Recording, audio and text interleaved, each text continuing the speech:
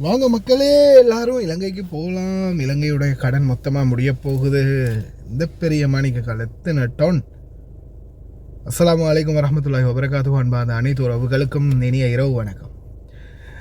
இலங்கையில் இப்போ ரீசெண்டாக ஒரு மாணிக்கக்கல் கிடச்சிருக்குது அப்படின்ற தகவல் ஒன்று வெளியாகிச்சு. அந்த ஃபோட்டோஸ் தான் நீங்கள் முன்னாடி பார்த்துருப்பீங்க. இது வந்து ப்ளூ கலரில் ஒரு ரேரான மிகப்பெரிய ஒரு மலையோடைய குன்றில் ஒரு பாதி அப்படியே வந்து விழுந்திருக்கு. டொன் கணக்கில் இருக்கும் அப்படின்னு சொல்கிறாங்க. ஆனால் அதை பற்றின ஆய்வுகள் போயிட்டுருக்குதான். சாலா என்னுடைய நாட்டம் கொடுக்கணும்னு நினச்சா கூரையை பிச்சுக்கிட்டு கொடுப்பான்னு சொல்லுவாங்க இல்லையா, அது மாதிரி. ஆனால் இலங்கைக்கு எவ்வளவு பெரிய ஒரு அந்த ஒரு என்ன சொல்கிறது வளம் வந்தாலும் இந்த மக்களுக்கிட்ட இருக்கிற குணம் இருக்கு இல்லையா, இந்த மக்களுடைய குணத்தாலே இந்த நாடு உருப்படாமல் போயிட்டுருக்குது. ஏன்னா ஒற்றுமை இல்லை இல்லையா. இலங்கையை பொறுத்த வரையில் இன்றைக்கி எத்தனையோ நாடுகளை நம்ம உதாரணத்துக்கு எடுத்துக்கொள்ளலாம்.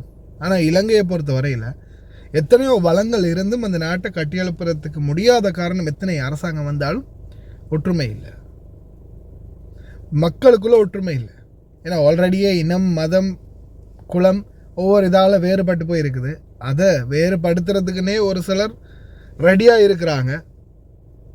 அப்படி இருக்கிறதால கடைசி வரைக்கும் நாட்டை கட்டி எழுப்புறதுன்றது ரொம்ப கஷ்டம், மக்களுடைய ஒற்றுமை இல்லாமல். அதுதான் இப்போ நடந்துக்கிட்டும் இருக்குது.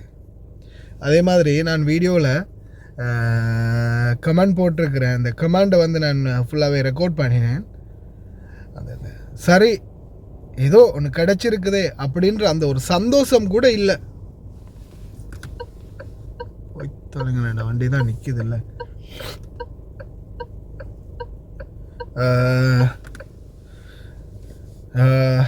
அந்த ஒரு சந்தோஷமோ இல்லை ஒரு ஒரு ஒற்றுமையோ, அடடா கிடச்சிருக்குது, இறைவா உண்மை ஆகிடணும், இறைவா இப்படி ஆகிடணும், இறைவா நாட்டு நிலைமையெல்லாம் முடிஞ்சு கடனெல்லாம் முடிஞ்சு நல்ல நிலைமைக்கு வந்துடணும் அப்படின்ற ஒரு பிரார்த்தனை கூட இல்லை.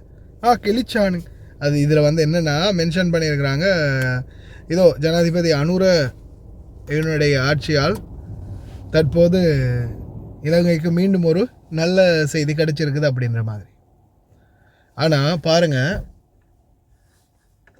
இந்த சந்தர்ப்பத்தில் மக்கள் ஒரு சும்மா மனசார ஒரு பிரார்த்தனை சரி பண்ணுவாங்க அப்படின்னு பார்த்தா இல்லை, அவங்க வந்து கலாய்க்கிறாங்களாம். அதெல்லாம் கிடைக்காது, அப்படியெல்லாம் நடக்காது, இலங்கைக்கு அந்த மாதிரியான சான்ஸ் எல்லாம் கிடைக்காது, அதை வந்தாலும் அவனுங்க திருடிடுவானுங்க, எடுத்துருவானுங்க. ஒரு பாசிட்டிவ்னஸ் நம்மளுடைய மக்களுடைய மனசுலே இல்லாத போது எங்கேருந்து நாடு உருப்படும்? முதலாவது நம்மளுக்குள்ள நாம் ஒற்றுமையை, ஆஃப்டர் ஆல் இந்த வீடுகளில் வேலை செய்கிறவங்க இன்றைக்கும் தமிழ் சிங்களம் அப்படின்ற ஒரு பிரச்சனை இன்றைக்கும் குவைத் நாட்டில் வீடுகளுக்குள்ளே இருக்குது தெரியுமா? எத்தனையோ பேர் தமிழ் பிள்ளைங்களும் வந்து சொல்கிறாங்க, சிங்களாக்களும் வந்து சொல்கிறாங்க. அவங்க மூட்டி விடுறாங்க, எங்களை வந்து போட்டு கொடுக்குறாங்க, இப்படி பண்ணுறாங்க, அப்படி பண்ணுறாங்க, நாங்கள் வந்து ஒத்துமையாக இருக்கணும்னு தான் நினைக்கிறோம், ஆனால் அவங்க இப்படி பண்ணுறாங்க. இரண்டு பக்கமும் இருந்து அந்த கருத்து வருது. கருத்து முரண்பாடு, வேறுபாடு, நாம் சீனியர் நீ ஜூனியர், இப்படியே இருந்தால் ஒரு காலமும் நம்ம நாடும் முன்னேறாது, நாமளும் முன்னேற மாட்டோம். அதுதான் உண்மையான நிதர்சனம்.